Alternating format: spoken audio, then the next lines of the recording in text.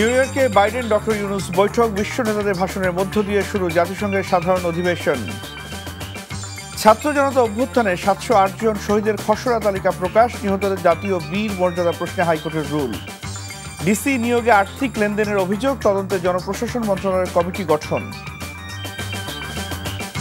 কাল থেকে খুলছে সব পোশাক কারখানা, শ্রমিকদের সব দাবি মেনে নেওয়া হয়েছে, বিশৃঙ্খলা করলে ব্যবস্থা।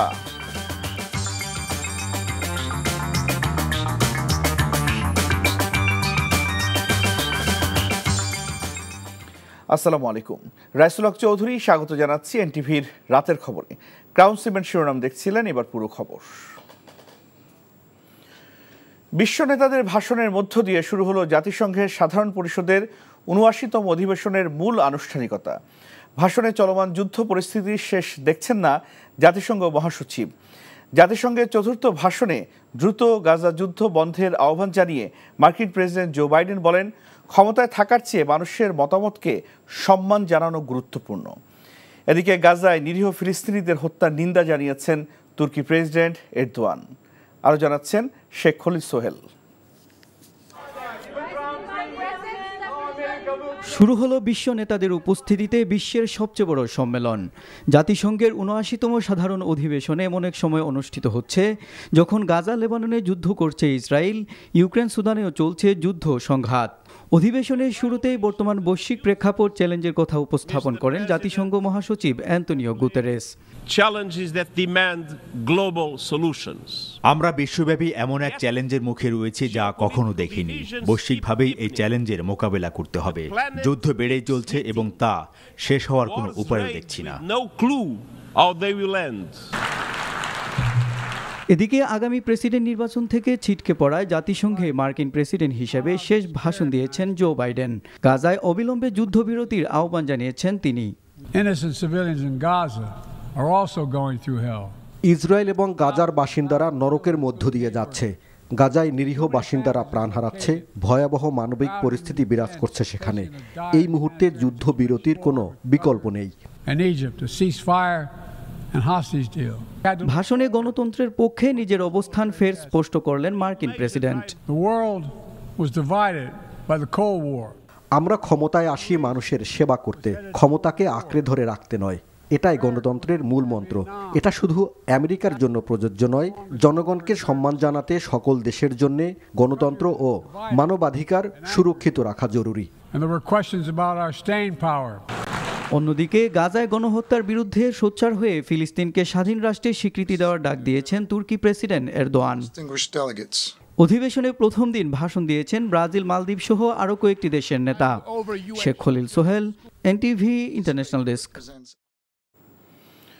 বাংলাদেশের অন্তর্বর্তীকালীন সরকারকে পূর্ণ সমর্থন জানিয়েছেন যুক্তরাষ্ট্রের প্রেসিডেন্ট জো বাইডেন। মঙ্গলবার জাতিসংঘের সাধারণ অধিবেশনের ফাঁকে মার্কিন প্রেসিডেন্টের সঙ্গে বৈঠক করেন বাংলাদেশের অন্তর্বর্তীকালীন সরকারের প্রধান উপদেষ্টা অধ্যাপক ডক্টর মোহাম্মদ ইউনুস।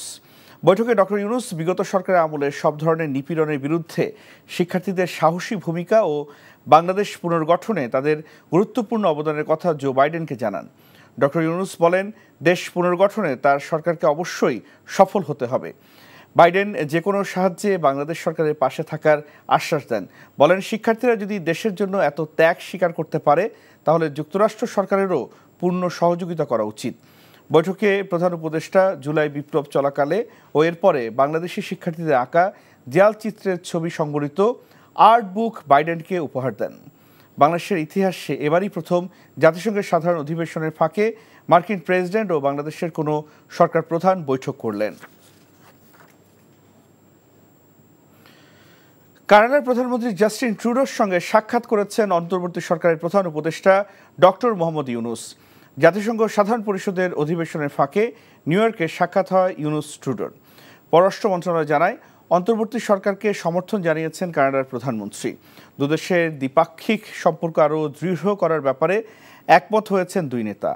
তাছাড়া জনগণের মুক্তি, স্বাধীনতা, প্রতিষ্ঠানকে সংস্কার এবং বাংলাদেশের তরুণদের প্রতি সমর্থন জানান জাস্টিন ট্রুডো। ডক্টর ইউনুসের সঙ্গে সৌজন্য সাক্ষাৎ করেছেন জাতিসংঘের মানবাধিকার বিষয়ক হাই কমিশনার ভলকার তুর্ক। তাছাড়া প্রধান উপদেষ্টার সঙ্গে কুশলাদি বিনিময় করেছেন বিশ্বব্যাংকের প্রেসিডেন্ট অজয় বাঙ্গা। জাতিসংঘের সদর দপ্তর থেকে আমাদের সঙ্গে সরাসরি যোগ দিচ্ছেন NTV new York bureau chief Farid Alam. Farid, দুটি বিষয় আপনার কাছে জানতে চাই। একটি হলো ইউনুস বাইডেন বৈঠকের বিষয়টি, এবং শুক্রবার ভাষণের বিষয়ে আপনার কাছে কি তথ্য আছে?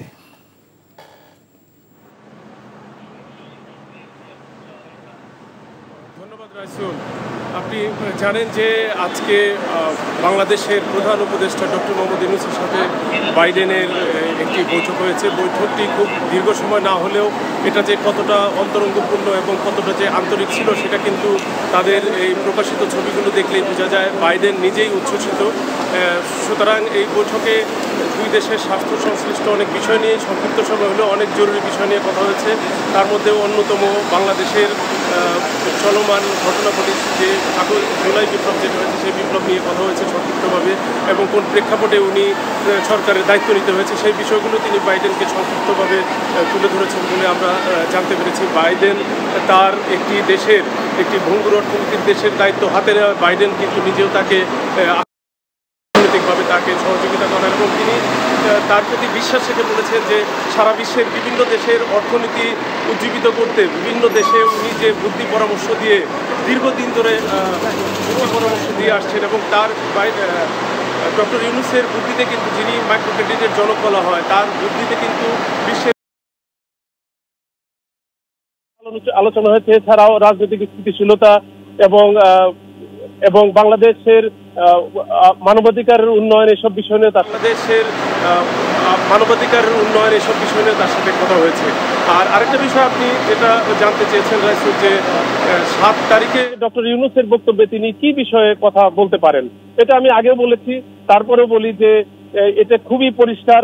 ডক্টর ইউনূস তার কথায় এমন কোনো কিছুই, তার বক্তব্যে এমন কোনো কিছুই রাখতে চান না যেটা বিশ্ব নেতাদের বুঝতে সমস্যা হয়, যে উনি কোন প্রেক্ষাপটে একটি দেশের দায়িত্ব নিতে হয়েছে তাকে, এবং একটি দেশের জন্য তিনি কি করতে চাচ্ছেন, কেন করতে চাচ্ছেন, বিশেষ করে কোন প্রেক্ষাপটে কাদের দাবির মুখে তাকে একটি সরকারের দায়িত্ব তাকে নিতে হয়েছে, বাংলাদেশের হাল তাকে ধরতে হয়েছে। সুতরাং এই বিষয়গুলো তিনি বিশেষ করে জুলাই আগস্ট বিপ্লবের পুরো প্রেক্ষাপটই তিনি তুলে ধরবেন বলে আমরা জানতে পেরেছি। আর এটা খুবই জরুরি যে বিশ্ব নেতারা কিন্তু ডক্টর ইউনূসকে ব্যক্তিগতভাবে অনেকেই চিনেন, তাকে মাইক্রো ক্রেডিটের জনক হিসেবে চিনেন। তিনি যে অর্থনীতির উপরে যে একজন খুবই খুবই বিজ্ঞ মানুষ, সেই বিষয়ে সবারই এটা জানা আছে, কিন্তু উনি যে একটি রাষ্ট্রকে কিভাবে পরিচালনা করতে হয়, কিভাবে করবেন, সেই বিষয়গুলো নিয়ে হয়তো অনেকেই জানেন না। কিন্তু তারা বিশ্বাস করেন যে ডক্টর ইউনূসের মতন একজন ব্যক্তির হাতে যদি কোনো দেশের দায়িত্ব থাকে, সেই দেশে অন্তত যাই কিছু হোক, মানবাধিকার, শিক্ষা, আপনার অর্থনৈতিক উন্নয়ন, এইসব সবকিছু, এবং রাজনৈতিক স্থিতিশীলতা থাকবে। এবং ডক্টর ইউনূসকে কিন্তু বিশ্ব নেতারা এতটাই বিশ্বাস করেন এই কারণে যে ডক্টর ইউনূস যাই কিছুই করেন না কেন, তিনি শুধুমাত্র যে একটি দেশের জন্য করবেন সেটাই কিন্তু না, উনি সারা বৈশ্বিক বিষয়গুলোই উনি চিন্তা সবসময় করেছেন এবং করবেন বলেও তারা বিশ্বাস করেন। সুতরাং তার ভাষণে ছোট্ট একটি বিষয় আমরা যদি মনে করে থাকি যে উনি স্পেসিফিক কোনো বিষয় নিয়ে কথা বলবেন, সেটা ঠিক না। বিশ্ব নেতারা তার বক্তব্য শোনার জন্য অধীর আগ্রহে অপেক্ষা করছেন। নিউ ইয়র্ক থেকে জানছিলাম জাতিসংঘের সদর দপ্তরের খবর। জুলাই আগস্টের গণ অভ্যুত্থানে নিহতদের জাতীয় বীরের মর্যাদা প্রদানের প্রশ্নে রুল জারি করেছে হাইকোর্ট। রুলে নিহতদের কেন বীরের মর্যাদা দেওয়া হবে না তা জানতে চাওয়া হয়েছে।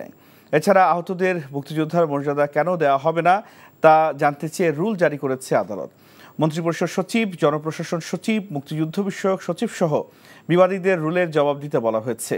বিচারপতি কামরুল হোসেন মোল্লা ও বিচারপতি কাজী জিনাত হকের দ্বৈত বেঞ্চ আজ এই আদেশ দেন। সরকারি নির্দেশে ছাত্র জনতার উপর নির্বিচারে গুলি চালায় আইনশৃঙ্খলা বাহিনী। গুলিতে মারা যায় 1000-এরও অধিক মানুষ, আহত হন প্রায় 25,000, পঙ্গুত্ব বরণ করেন অনেকে। বিপুল সংখ্যক মানুষের হতাহতের ঘটনায় তাদের যথাযোগ্য মর্যাদা দিতে হাইকোর্টে রিট করেন ব্যবসায়ী আলী নাজির শাহীন।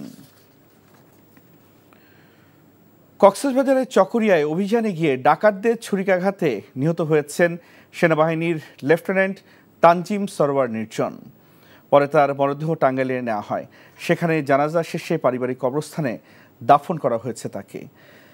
একমাত্র ছেলেকে হারিয়ে বাকরুদ্ধ বাবা মা। দোষীদের গ্রেপ্তার ও শাস্তির দাবি জানিয়েছেন তারা। ওয়ালিউল্লাহ অলির ডেস্ক রিপোর্ট। মঙ্গলবার বিকেলে টাঙ্গাইল পৌর এলাকার করের বেতকা গ্রামে পারিবারিক কবরস্থানে সামরিক মর্যাদায় দাফন করা হয়েছে তরুণ সেনা কর্মকর্তা লেফটেন্যান্ট তানজিম সারওয়ার নির্জনের লাশ। বাদাছর স্থানীয় বোয়ালি মাদ্রাসা মাঠে জানাজা অনুষ্ঠিত হয়। এতে ১৯ পদাতিক ডিভিশনের GOC major general Hussain Mohammad Masiur Rahman, সেনাবাহিনীর ঊর্ধ্বতন কর্মকর্তা ছাড়াও আত্মীয় স্বজন ও স্থানীয়রা অংশ নেন। ডাকাত দলকে ঘেরাও করার পরে একজন পালিয়ে যাচ্ছিল, তো তিনি তাকে অত্যন্ত সাহসী ছিলেন, তিনি তাকে চেস করতেছিলেন। চেস মানে তাকে ধাওয়া করছিলেন যাতে ধরা যায়। সেজন্য ওখানে যখন গেলে একটু দূরে যাওয়ার পরে দুষ্কৃতিকারী তার উপরে ছুরি দিয়ে আঘাত করে। ভালো খারাপ জায়গায় লেগেছিল, তার একটা গুরুত্বপূর্ণ ভেইনে লেগে যায়, রক্তপাত হয়েছিল। সর্বোচ্চ চেষ্টা ছিল, বাট আনফরচুনেটলি বাঁচানো যায়নি। এর আগে মঙ্গলবার বিকেল ৩টার দিকে সেনা কর্মকর্তা তানজিম সারওয়ার নির্জনের মরদেহ হেলিকপ্টার যোগে টাঙ্গাইলের গ্রামের বাড়িতে পৌঁছালে কান্নায় ভেঙে পড়েন পরিবারের সদস্য, আত্মীয় স্বজন ও প্রতিবেশীরা। একমাত্র ছেলেকে হারিয়ে বাকরুদ্ধ প্রায় তানজিমের বাবা সারওয়ার জাহান, বারবার মূর্ছা যাচ্ছেন মা নাজমা বেগম। আমি অবশ্যই আমার এই ছেলেটাকে যারা হত্যা করেছে, হ্যাঁ, এরকম মৃত্যু যেন আর কারো না হয়, আর এটার দ্রুত বিচার করে এদের ফাঁসি কাস্টে ঝুলাবে, এটাই আমার আশা। তরুণ সেনা কর্মকর্তা তানজিম সারওয়ার নির্জন পাবনা ক্যাডেট কলেজ থেকে উচ্চ মাধ্যমিক পাশ করে ২০২২ সালে সেনাবাহিনীতে কমিশন লাভ করেন। ওয়ালিউল্লাহ অলি, এনটিভি নিউজ ডেস্ক। যে কোনো পরিস্থিতিতে প্রধান উপদেষ্টা ডক্টর মোহাম্মদ ইউনূসের পাশে থাকার ঘোষণা দিয়ে 18 মাসের মধ্যে নির্বাচন আয়োজনের পক্ষে নিজের অবস্থান ব্যক্ত করেছেন সেনাপ্রধান জেনারেল ওয়াকারুজ্জামান। বার্তা সংস্থা রয়টার্সকে দেওয়া সাক্ষাৎকারে এই ঘোষণা দেন সেনাপ্রধান। বলেন, যাই আসুক না কেন সেনাবাহিনী নোবেলজয়ী ইউনূসের পাশে থাকবে এবং সব ধরনের সহযোগিতা করবে। সাক্ষাৎকারে জেনারেল ওয়াকারুজ্জামান 4টি বিষয়কে গুরুত্ব দিয়েছেন। প্রথমত, অগাস্টের ছাত্র জনতার গণ অভ্যুত্থানের পক্ষে দাঁড়িয়ে 15 বছরের স্বৈরাচার শেখ হাসিনার ভাগ্য নির্ধারণ করা এবং তাকে ভারতে পালিয়ে যেতে বাধ্য করা। দ্বিতীয়ত, ডক্টর ইউনূসের নেতৃত্বাধীন সরকারকে রাষ্ট্রের সংস্কারগুলো সম্পন্ন করতে পূর্ণ সহায়তা ও সমর্থন দেওয়া অব্যাহত রাখা। তৃতীয়ত, আগামী 1.5 বছরের মধ্যে গণতন্ত্র ফিরিয়ে আনা উচিত বলে মন্তব্য করেন সেনাপ্রধান। চতুর্থত, বাংলাদেশের রাজনীতিতে কোনো হস্তক্ষেপ না করারও আশ্বাস দিয়েছেন জেনারেল ওয়াকার। সেনা কর্মকর্তা লেফটেন্যান্ট তানজিম সারওয়ার নির্জনকে হত্যায় উদ্বেগ জানিয়ে দোষীদের শাস্তি দাবি করেছেন বিএনপির ভারপ্রাপ্ত চেয়ারম্যান তারেক রহমান।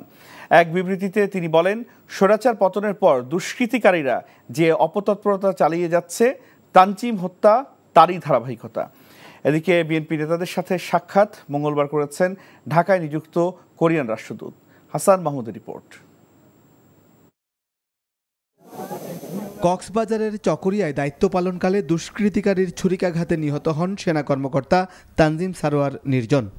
এ ঘটনায় শোক ও গভীর উদ্বেগ জানিয়ে বিএনপির ভারপ্রাপ্ত চেয়ারম্যান তারেক রহমান এক প্রেস বিজ্ঞপ্তিতে বলেন, অন্তর্বর্তীকালীন সরকারকে বেকায়দায় ফেলতে ওঁত পেতে বসে আছে দুষ্কৃতিকারীরা। তাদের কঠোর হাতে দমন করতে না পারলে দেশের মানুষের জানমালের নিরাপত্তা হুমকিতে পড়বে। অবিলম্বে তাদের গ্রেফতারের দাবি জানান তারেক রহমান। এদিকে বিএনপি চেয়ারপারসনের গুলশান কার্যালয়ে দক্ষিণ কোরিয়ার রাষ্ট্রদূত পার্ক ইয়ং সিক সাক্ষাৎ করেছেন বিএনপি মহাসচিব মির্জা ফখরুল ইসলাম আলমগীরের সাথে। বৈঠক শেষে ডক্টর মঈন খান সাংবাদিকদের কাছে আলোচনার সারবস্তু তুলে ধরেন। অর্থনৈতিক উন্নয়ন এবং এই অর্থনৈতিক উন্নয়নের মাধ্যমে যাতে বাংলাদেশের মানুষ এবং কোরিয়ার মানুষ উপকৃত হতে পারে, এটাই হচ্ছে আমাদের উন্নয়নের সম্পর্কের মূল ভিত্তি। ছাত্র জনতার যে বিপ্লব, সেই বিপ্লব নিয়ে আলোচনা হয়েছে। এদিকে ছাত্রগণ অভ্যুত্থানের সময় ক্ষতিগ্রস্ত কক্সবাজার জেলা বিএনপির কার্যালয় পরিদর্শন শেষে দলের স্থায়ী কমিটির সদস্য সালাউদ্দিন আহমেদ বলেছেন, রাষ্ট্র সংস্কারের সাথে সাথে একটি নির্বাচনী রোডম্যাপ প্রয়োজন। নির্বাচনমুখী সংস্কার কার্যক্রম চালু থাকার সাথে সাথে সাইমালটেনিয়াসলি একটি নির্বাচনের রোডম্যাপ ঘোষণা করতে কোনো অসুবিধা নাই, যাতে দেশ, জাতি, জনগণ বুঝতে পারে যে আমরা একটা গণতান্ত্রিক প্রক্রিয়ার দিকে যাত্রা শুরু করছি এবং কবে সেটা হবে। সবাইকে ঐক্যবদ্ধভাবে কাজ করার আহ্বান জানান বিএনপি নেতারা। Hasan Mahmud, NTV news, Dhaka. একটি জাতীয় দৈনিকে প্রকাশিত ৩ কোটির ক্যাশ চেক দিয়ে ডিসির পদায়ন শীর্ষক প্রতিবেদন বিষয়ে তদন্তের জন্য এক সদস্যের কমিটি গঠন করেছে জনপ্রশাসন মন্ত্রণালয়। জনপ্রশাসন মন্ত্রণালয়ের এক প্রজ্ঞাপনে এই তদন্ত কমিটি গঠনের কথা জানানো হয়। জনপ্রশাসন মন্ত্রণালয়ের প্রজ্ঞাপন অনুযায়ী মন্ত্রণালয়ের অতিরিক্ত সচিব মোহাম্মদ রেজাউল করিম মাকসুদ জাহিদিকে এই কমিটির দায়িত্ব দেওয়া হয়েছে। এই কমিটিকে চেকের সত্যতা যাচাই করে আগামী ৩ দিনের মধ্যে সুস্পষ্ট মতামত সহ জনপ্রশাসন মন্ত্রণালয়ের জ্যেষ্ঠ সচিবের কাছে প্রতিবেদন দিতে বলা হয়েছে।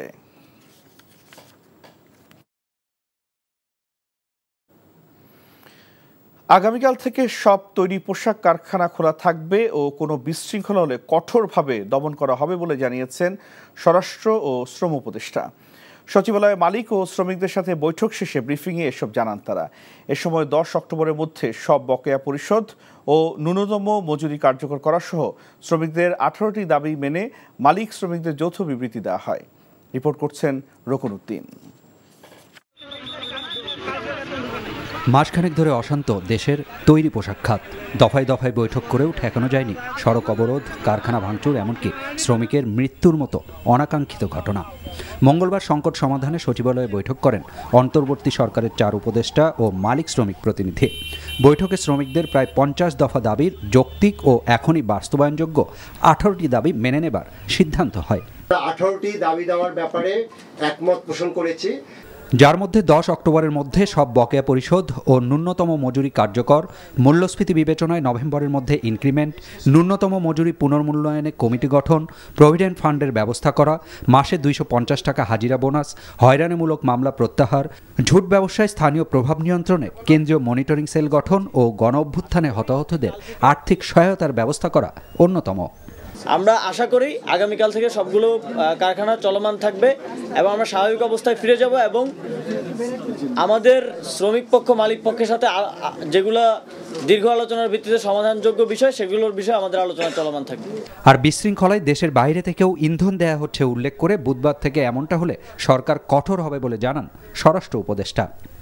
বিভিন্ন জায়গা থেকে বিভিন্ন ধরনের উস্কানির মাধ্যমে এই শিল্পটাকে নষ্ট করার কিন্তু চেষ্টা করা হয়। এটা শুধু দেশে না, বাইরের থেকে। আইন শৃঙ্খলা পরিস্থিতি আপনারা কোনো অবস্থায় নিজেদের হাতে নেবেন না।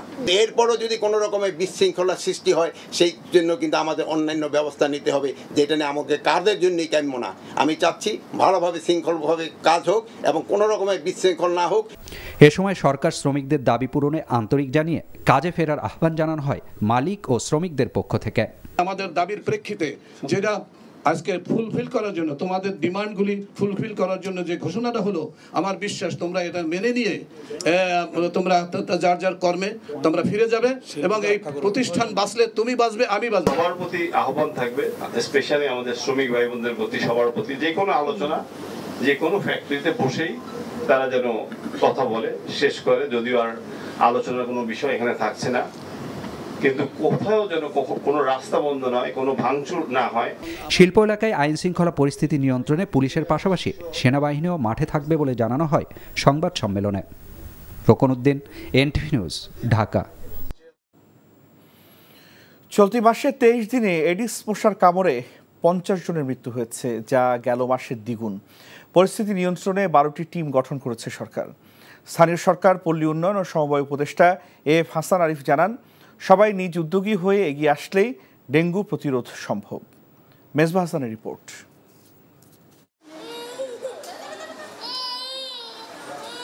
শিশু জিহাদের হঠাৎ জ্বর, তারপর কয়েক ধাপে প্লাটিলেট কমে যাওয়ায় শেষমেশ ঠাঁই হয়েছে হাসপাতালে। গেল কয়েকদিনে অবস্থার উন্নতি হলেও খাওয়ানোই যেন দায়। কয়েকদিন পরে আবার কমে গেছে, 2,50,000 হয়ে গেছে। এরপর হঠাৎ করে 4-5 দিন আগে আপনার কমে গেছে 43,000, খালি 43,000। খাওয়া দাওয়া তো এমনি করে না, একটু জোর করে রুচি কম, ডাবের পানি, স্যালাইন এগুলা খাওয়াচ্ছি। স্বাস্থ্য অধিদপ্তরের তথ্য বলছে গেল কয়েক মাসের তুলনায় এ মাসে আক্রান্ত ও মৃত্যু হয়েছে দ্বিগুণ। চলতি বছরে এখন পর্যন্ত ডেঙ্গু নিয়ে হাসপাতালে ভর্তি হওয়া রোগীর মধ্যে 62.6% পুরুষ ও 37.4% নারী, যার মধ্যে আবার 19%ই শিশু। কাশি ছিল, সর্দি ছিল না, বুকে ব্যথা আর হলো গা চাপায় কামড়ায়।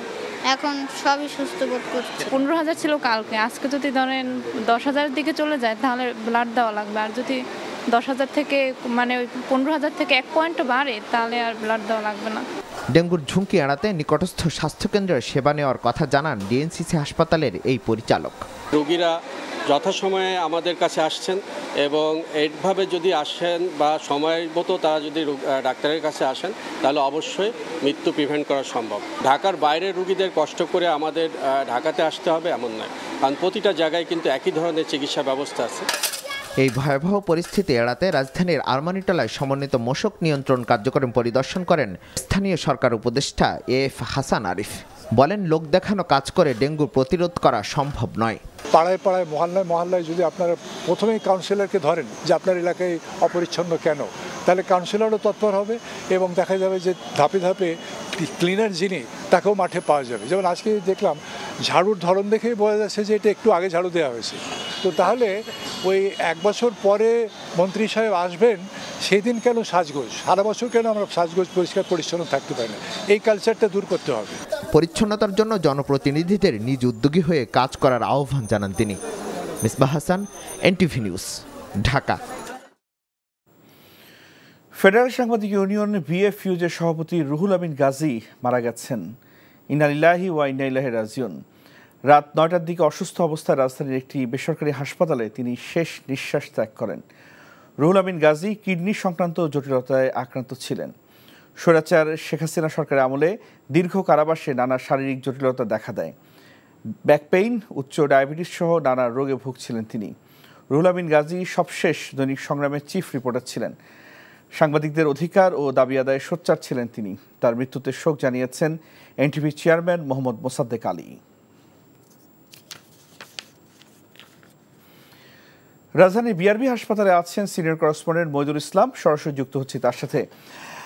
মইদুল, রুহুল আমিন গাজীর জানাজা এবং দাফন সম্পর্কে কিছু জানতে পেরেছেন কিনা?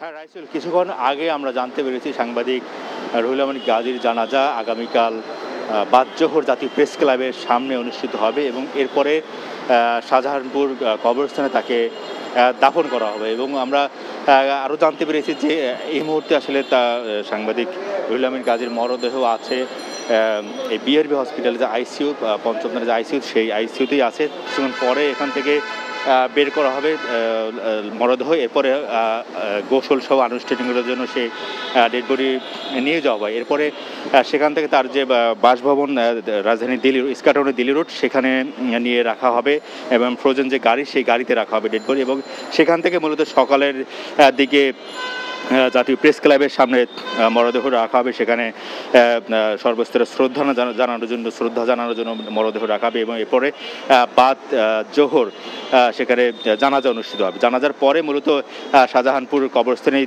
দাফন করা হবে। তো তার মৃত্যুর খবরের পাওয়ার পরে তার যে দীর্ঘদিনের সহকর্মী এবং সাংবাদিক নেতৃবৃন্দ বিভিন্ন পর্যায়ে তারা এসেছেন এই হসপিটালে এবং তারা আসলে স্বজনদের কাছে সমবেদনা জানাচ্ছেন। এবং আপনি জানেন যে রুহুল আমিন গাজী দীর্ঘদিন ধরে সাংবাদিকদের নেতৃত্ব দিয়ে আসছেন বিভিন্ন সংগঠনে এবং তিনি সাংবাদিকদের অধিকার আদায়ের জন্য লড়াই সংগ্রাম করেছেন। তো তার মৃত্যুতে এক ধরনের শোকের ছায়া নেমে এসেছে বলা যায়।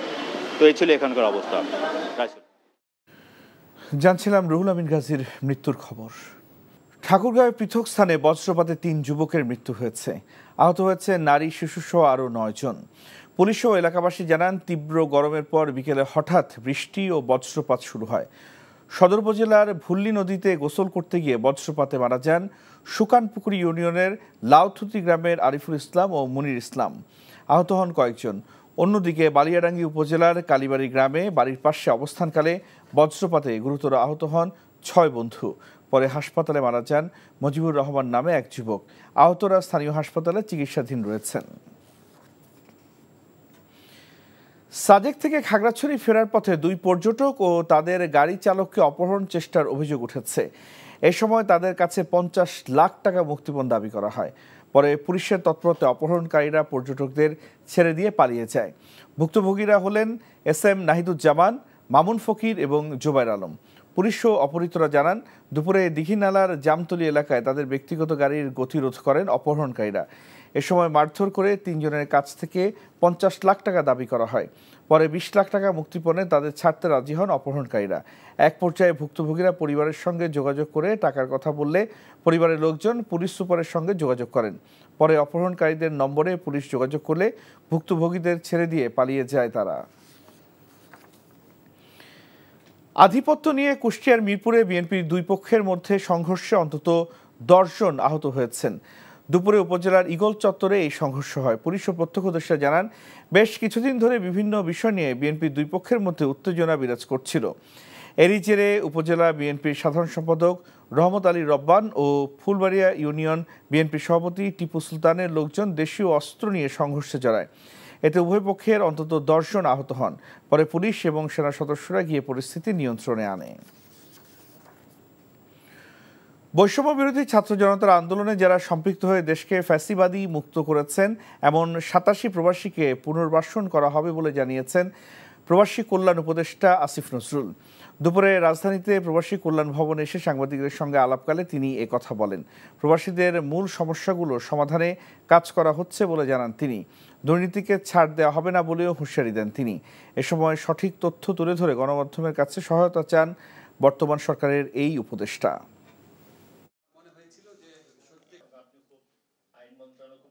যারা প্রবাসী শ্রমিক, যারা এই ছাত্র জনতার বৈষম্য বিরোধী আন্দোলনের সাথে সংহতি জানিয়ে নিজেদের জীবন এবং জীবিকাকে রিস্কের মুখে ফেলে ওখানে কারাবরণ করেছেন, আমরা ওনাদের এই স্যাক্রিফাইসটা সবাই মনে রেখেছি। আমি দেখেছি ওনারা যখন দেশে ফিরে আসার সিদ্ধান্ত হয়েছে, আপনারা সবাই, পত্রিকা যারা আছেন, সাধারণ মানুষ সবাই কি পরিমাণ উচ্ছ্বসিত হয়েছেন। আজকে আপনাদেরকে আরেকটা গুড নিউজ দিতে চাই, আমরা প্রবাসী কল্যাণ মন্ত্রণালয়ের পক্ষ থেকে ওনাদের পুনর্বাসনের ব্যবস্থা করব। সারা দেশের সব বাজার রক্ষা করতে নির্দেশ দিয়েছে হাইকোর্ট। বাজার রক্ষায় সরকারের ব্যর্থতা কেন বেআইনি ঘোষণা করা হবে না তা জানতে চেয়ে রুল জারি করেছে আদালত। আজ এ বিষয়ে এক আবেদনের শুনানি করে বিচারপতি কামরুল হোসেন মোল্লা ও বিচারপতি জিনাত হকের সমন্বয়ে গঠিত হাইকোর্ট বেঞ্চ এই আদেশ দেন। স্বরাষ্ট্র সচিব, জনপ্রশাসন সচিব, সংস্কৃতি সচিব, ওয়াকফ প্রশাসক সহ সংশ্লিষ্টদেরকে রুলের জবাব দিতে বলা হয়েছে। গত 10 সেপ্টেম্বর জনস্বার্থে রিট করেন সুপ্রিম কোর্টের এক আইনজীবী। 285 শারীরিক প্রতিবন্ধী ব্যক্তিকে সরকারি প্রাথমিক বিদ্যালয়ে কোটার ভিত্তিতে নিয়োগের নির্দেশনা দিয়ে রায় প্রকাশ করেছে হাইকোর্ট।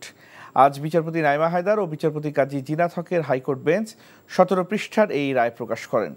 গত 14 জানুয়ারি 285 শারীরিক প্রতিবন্ধী ব্যক্তিকে সরকারি প্রাথমিক বিদ্যালয়ে কোটার ভিত্তিতে নিয়োগ দিতে নির্দেশ দেয় হাইকোর্ট। গত বছরের 11 ডিসেম্বর সরকারি প্রাথমিক বিদ্যালয়ে কোটার ভিত্তিতে 285 শারীরিক প্রতিবন্ধী ব্যক্তির নিয়োগে জারি করা রুলের চূড়ান্ত শুনানি শেষ হয়। একই বিষয়ে পরে 171 জন আরও 3টি রিট দায়ের করেন। রাজধানীর উত্তরা এলাকায় যৌথ অভিযান চালিয়ে 1,16,00,000 টাকা ও বিপুল পরিমাণ বৈদেশিক মুদ্রাসহ 3 জনকে গ্রেপ্তার করেছে সেনাবাহিনী ও পুলিশ। গ্রেপ্তারকৃতরা হলেন শাহজাদা খান সাজ্জাদ, তহিদুল ইসলাম ও সাইফুল ইসলাম। তারা প্রত্যেকেই ঢাকা 18 আসনের সাবেক সংসদ সদস্য হাবিব হাসানের অনুসারী। এদিকে উত্তরা পশ্চিম থানা এলাকায় অভিযান চালিয়ে বেশ কিছু অস্ত্র উদ্ধার করেছে যৌথ বাহিনী। বিকেলে ডিএমপি মিডিয়া সেন্টার ব্রিফিংয়ে এসব তথ্য জানান উপকমিশনার রনক জাহান।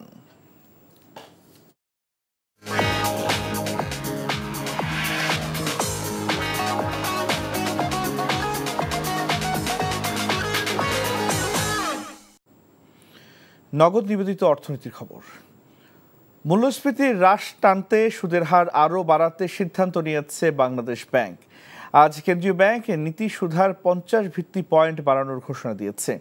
এর ফলে খুব দ্রুতই রেপো সুদহার 9.50% উন্নীত হবে এবং ঋণসহ সব ধরনের ব্যাংকিং পণ্যের উপর সুদের হার আরও বেড়ে যাবে।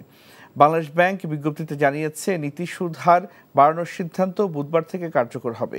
মুদ্রানীতিতে সংকোচনমূলক পদক্ষেপ অব্যাহত রাখার সিদ্ধান্তের প্রেক্ষিতে নীতি সুদ হার বাড়ানো হয়েছে বলেও জানানো হয়। গত 25 আগস্ট নীতি সুদ হার সবশেষ বাড়ানো হয়েছিল। নিউ ইয়র্কে বাইডেন ডক্টর ইউনূস বৈঠক, বিশ্ব নেতাদের ভাষণের মধ্য দিয়ে শুরু জাতিসংঘের সাধারণ অধিবেশন। ছাত্র জনতা অভ্যুত্থানের 708 জন শহীদের খসড়া তালিকা প্রকাশ, নিহতদের জাতীয় বীরের মর্যাদা প্রশ্নে হাইকোর্টের রুল। ডিসি নিয়োগে আর্থিক লেনদেনের অভিযোগ, তদন্তে জনপ্রশাসন মন্ত্রণালয়ের কমিটি গঠন। কাল থেকে খুলছে সব পোশাক কারখানা, শ্রমিকদের সব দাবি মেনে নেওয়া হয়েছে, বিশৃঙ্খলা করলে ব্যবস্থা। এই ছিল রাতের খবর। এই খবর ভিডিও আপডেট জানতে ভিজিট করুন এনটিভি অনলাইন www.ntv.com। এছাড়াও এনটিভি জনপ্রিয় সব অনুষ্ঠান ও খবর আপডেট জানতে ভিজিট করুন আমাদের ইউটিউব ও ভেরিফাইড ফেসবুক পেজ। রাত 1টায় মধ্যরাতের খবর দেখার আমন্ত্রণ রইল। ধন্যবাদ সবাইকে, শুভরাত্রি।